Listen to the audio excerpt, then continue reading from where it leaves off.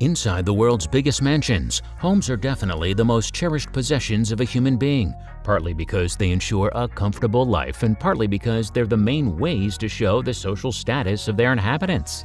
And in our modern and overly competitive world, status is utterly important, especially for some of the men and women of today's high society.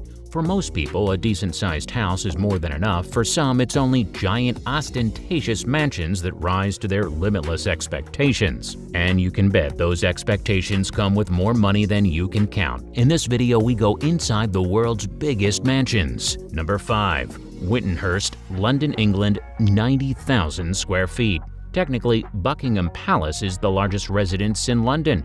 It has roughly 830,000 square feet of living space, 775 rooms, and several corgis. Besides, it's also the home to a queen. We're skipping it in favor of the city's second largest abode, designed by architect George Hubbard to incorporate part of the Georgian-style Parkfield estate that previously stood on the property.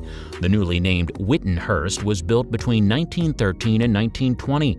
A former resident who had grown up using the trapeze in Parkland's gymnasium once referred to the remodeled home as the present monster. Over the next century, Winstonhurst became dilapidated after decades of neglect, despite serving as the setting for the BBC show Fame Academy in the early 2000s. With the addition of 2 basements housing a 70-foot swimming pool, movie theater, massage parlor, a sauna, gym, a Chinese room, a billiards room, and parking spaces, the living space will add up to 90,000 square feet. Just who bought the mansion for $65 million in 2008 was a mystery until 2015, when the New Yorker reported it was Russian billionaire Audrey Gurev. Number 4. Safra Mansion, Sao Paulo, Brazil, 117,000 square feet.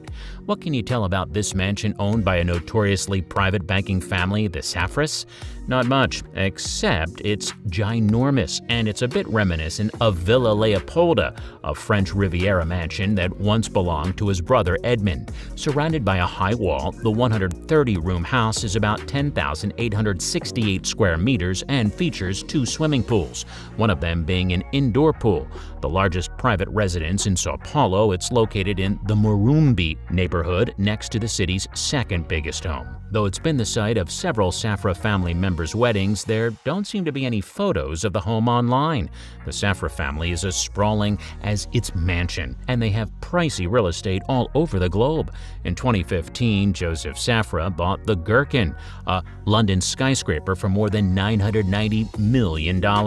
Jacob M. Safra, the son of Joseph's late brother Mosey, purchased Jacqueline Kennedy Onas's childhood home for more than $25 million in 2017. According to Forbes, Joseph Safra is worth $22.8 billion, making him number 39 on the billionaire list. Number 3. Biltmore Estate, Asheville, North Carolina, 178,926 square feet. The Biltmore Estate in Asheville, North Carolina is considered the largest private residence in the United States, and it's no wonder with its 178,926 square feet of splendid surroundings. Finished back in 1895, its architecture completes the beauty of the mountainous landscape in the area. Unlike most other private mansions of the world, the Biltmore Estate comes with a twist. In 1930, it was open to the public, offering accommodation in its village hotel or the property's 4-star inn, plus gourmet foods and their own wine. Owned by a railroad and shipping magnate, Cornelius Vanderbilt, Biltmore's estate's main house has a chateau-like charm and no less than 250 rooms. Add to that 43 bathrooms, 65 fireplaces, a bowling alley, a 23,000 book library, and a huge indoor swimming pool, plus all the modern amenities you can dream of, and you've got one of the best houses in the world. Or, to avoid being subjective, one of the largest. Number 2. Antilia Mumbai, India, 400,000 square feet. Standing 27 stories high, the cool mega mansion Antilia is home to the Mukesh Ambani. a leading Indian industrialist with interests in oil and gas and telecom, and one of the richest men in the world with a net worth exceeding $60 billion. The second biggest mansion in the world was designed for the Ambani family by Chicago-based architecture practice Perkins & Will and built by the Australian construction firm Leighton Holdings. Completed in 2010, Antilia is a 190-meter-tall building with extra-high ceilings. Inside the building, 6 floors of car parking space are designed to accommodate 168 cars, helipads on the roof with room for 3 helicopters, and an entire floor for air traffic control.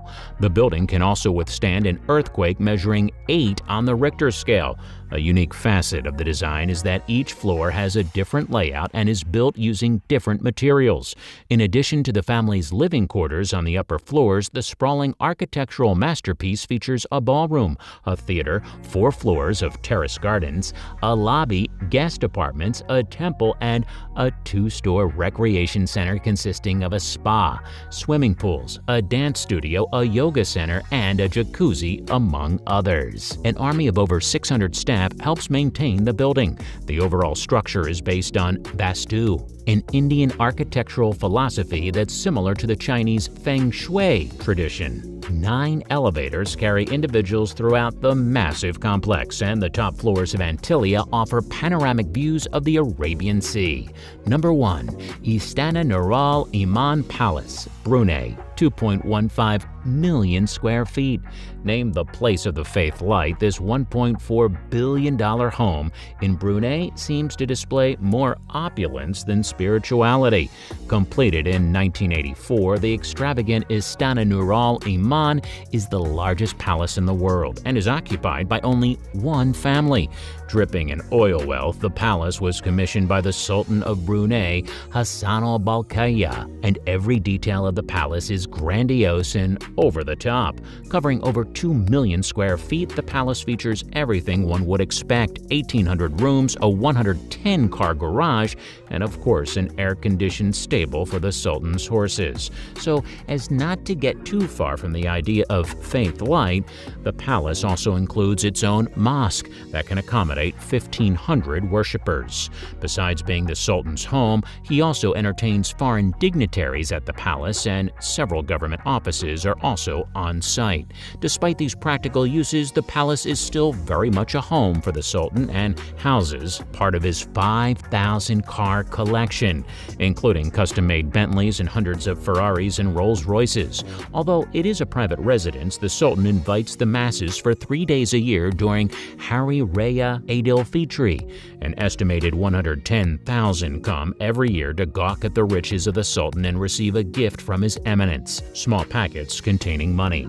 So, if you had to choose one of these mansions to be yours, which one would it be? Let us know in the comments below. If you enjoyed the video, make sure you leave a like and subscribe and turn on those post notifications.